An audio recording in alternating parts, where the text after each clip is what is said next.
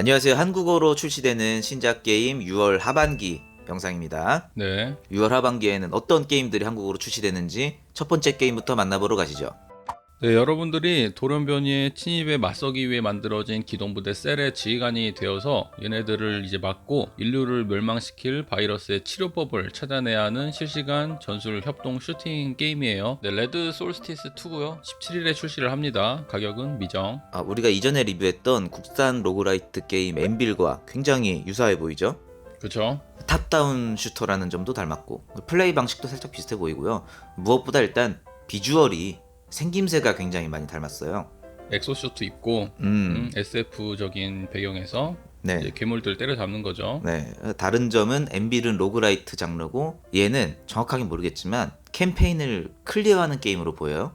정해져 있는 시나리오, 스테이지, 캠페인을 클리어해 나가는 게임으로 보입니다. 그래서 뭐 엑스컴이다, 엔빌이다, 스타크래프트다 다양한 게임들이 비교되고 있지만 제 생각에는 레포대 같이 친구들과 스테이지를 클리어해 나가는데 탑다운에다가 다양한 클래스에다가 스킬이 있는 게임이다 라고 생각을 하면은 아마 비슷하지 않을까 싶습니다. 우리 스타크래프트나 워크래프트의 그 유즈맵 있잖아요. 그죠. 마린 같은 걸로 이렇게 협동 슈팅 게임 그런 유즈맵이랑 상당히 비슷해 보이죠. 맞습니다. 유즈맵에도 이런 거 있어요. 또 특이사항으로는 이 친구는 최대 8명까지 멀티가 된다고 하니까 꽤 많죠. 8명은 사실 너무 많은 것 같기도 하고요. 8명은 약간 정신 사나울 것 같아요. 옛날에 그 나루토의 그 캐릭터 뭐죠? 인간이 4명 모이면은 1명은 쓰레기라는 캐릭터? 그분은 이제 지로보 선생님이죠.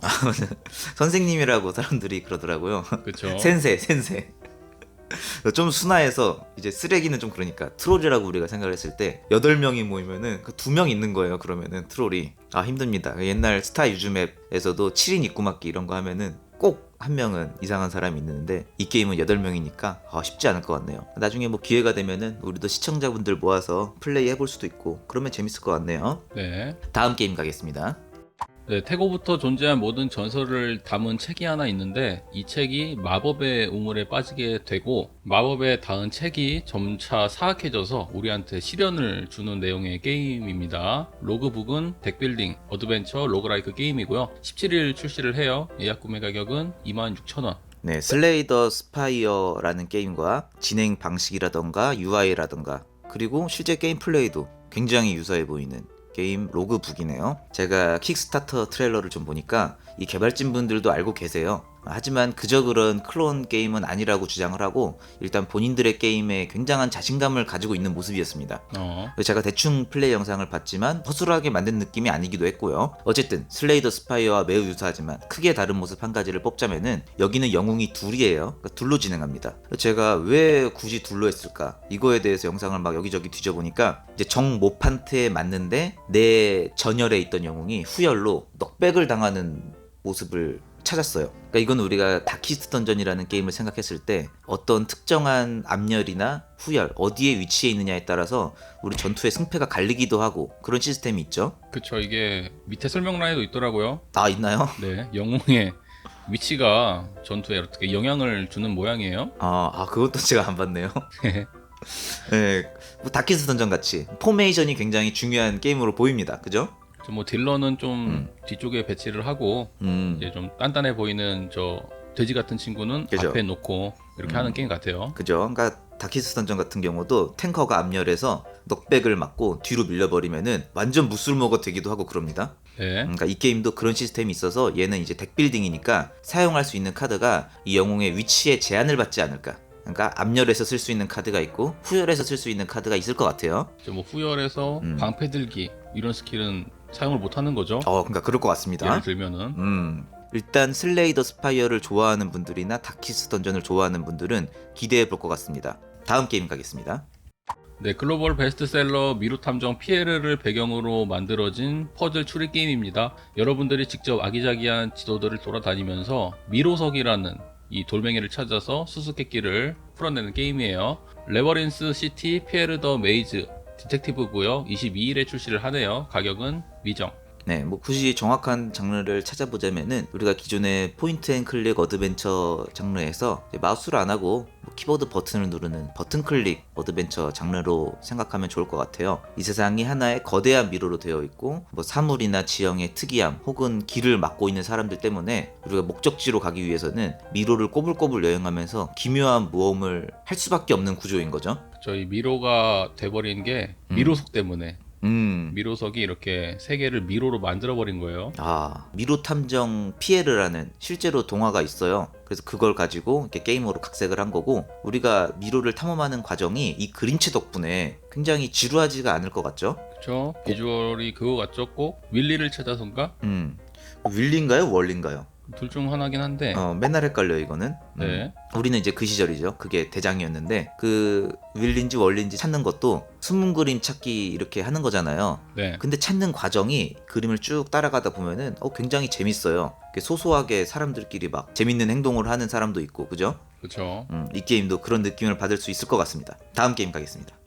네, 하늘에서 내려온 괴이라는 생물들에게 위협에 처한 먼 미래를 배경으로 하고 있고요. 이 괴이들은 뇌능력자라고 불리는 이들로만 때릴 수가 있나 봅니다. 여러분들이 뇌능력자 카사넬 랜들이 되어서 괴이 토벌군에 합류하고 세계를 구하고 이 알 수 없는 힘이 뭔지 숨겨진 진실을 찾는 게임이에요. 스칼렛 스트링스고요. 25일 출시를 하네요. 예약 구매 가격은 64,800원. 네, 데모를 해본 사람들이 재밌다는 평이 굉장히 많았던 게임이기 때문에 저도 플레이스테이션으로 데모 플레이를 해봤습니다. 솔직히 생긴 게 좀 오타쿠 게임이죠. 그쵸, 뭐 그쪽 계열이죠.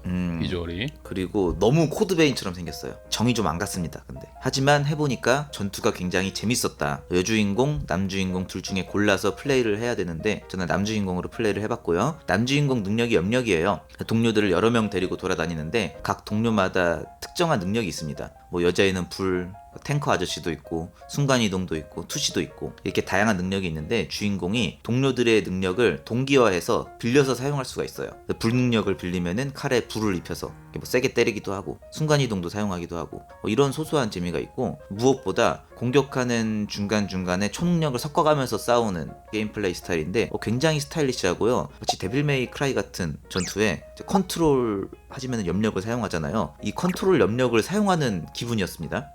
전형적인 최근에 유행하는 그 웹툰이나 애니메이션 주인공 같은 느낌이네요. 아, 그런가요? 이런 게 유행하나요? 그쵸. 좀 이 세계로 갔는데 있는 듯한 없는 듯한 능력인데 이걸 굉장히 잘 활용하는 네, 일단 이 세계에 이런 염력 같은 능력을 사용하는데 전투가 재밌습니다. 약간 정신없는 전투 스타일이긴 한데 저는 전투를 인정을 했어요. 굉장히 재밌는 게임이기 때문에 아마 6월 하반기에서 여러분들이 플레이하시고 만족감을 느낄 만한 게임이라고 생각을 하고요. 제가 데모 플레이하면서 겪었던 단점을 말씀드리자면은 이 코드베인의 혐오스러운 맵 디자인이 똑같이 나옵니다. 여기도 이 망가진 도시가 맵 디자인이 이게 진짜 극혐이거든요. 길 찾기도 어렵고 아마 이게 싫으신 분들은 플레이하기에 스트레스를 많이 받을 것 같아요. 게임 분위기는 조금 밝은 편입니다. 다음 게임 가겠습니다. 이 게임은 좀비를 연구하는 박사님인데 이 박사님이 좀 금단의 연구를 하는 것 같아요. 결국 위에서 하지 말라고 제재가 내려왔는데 이미 이 미쳐버린 박사님은 언데드 군대를 만들고 연구소 내의 군인이나 연구원들을 죽이고 탈출하려고 하는 그런 게임입니다. 언데드 앤 비욘드고요. 픽셀 액션 고어 게임이네요. 26일 출시 예정이고 가격은 미정. 네, 컨셉부터가 굉장히 재밌죠. 미치광이 박사가 되어서 사람들을 좀비로 만드는 게임이에요. 단순하게 좀비 군단으로 싸우는 현대판 판타지 네크로맨서 게임이다. 이런 거 영화로 왜 안 나오나 모르겠어요. 컨셉이 굉장히 재밌는데 데모 버전을 플레이해봤는데 이것도 시체들을 내가 좀비로 만들어서 전진을 하는 겁니다. 좀비 군단을 데리고 진격을 해야 되는데 우리가 좀비를 많이 만들수록 연구의 결과인지 이게 레벨이 올라가면서 내 좀비들이 점점 더 강해져요. 레벨업을 하는 맛이 살아있고요. 하지만 아무리 좀비들이 강해졌다 해도 좀비들만으로 이기기는 쉽지가 않습니다. 기본적으로 얘네들이 멍청이들이기 때문에 이 멍청한 부하 직원들을 데리고 있으면은 상사가 결국 일을 해야 돼요. 간혹 군인들이 여러 명 모여있는 구역이 있다면은 좀비들이 총 때문에 뚫지를 못하는데 이러면 우리 의사쌤으로 폭탄을 던져서 뚫어주거나 이런 식으로 막힌 곳을 뚫어줘야 돼요. 단순한 플레이인데 난이도가 마냥 쉽지는 않아요. 그래서 저는 재밌더라고요. 저도 데모 버전을 해봤는데 스테이지 1을 못 깼습니다. 아, 못 깼나요? 이게 어렵더라고요, 상당히. 플레이는 단순한데 생각보다 쉽지가 않아요. 좀비가 이렇게 강한 친구들이 아니에요. 막 7마리씩 만들어 놔도 군인 하나한테 다 죽고 맞아. 이러더라고요. 결국 이 총 든 사람을 이기기 쉽지가 않기 때문에 적재적소에 의사쌤으로 우리가 뚫어줍시다. 생각보다 재밌었어요, 이 게임. 자, 그래서 6월 하반기 한국어로 출시되는 게임들을 만나봤습니다. 네. 데모로 플레이해본 게임들은 다 재밌더라고요.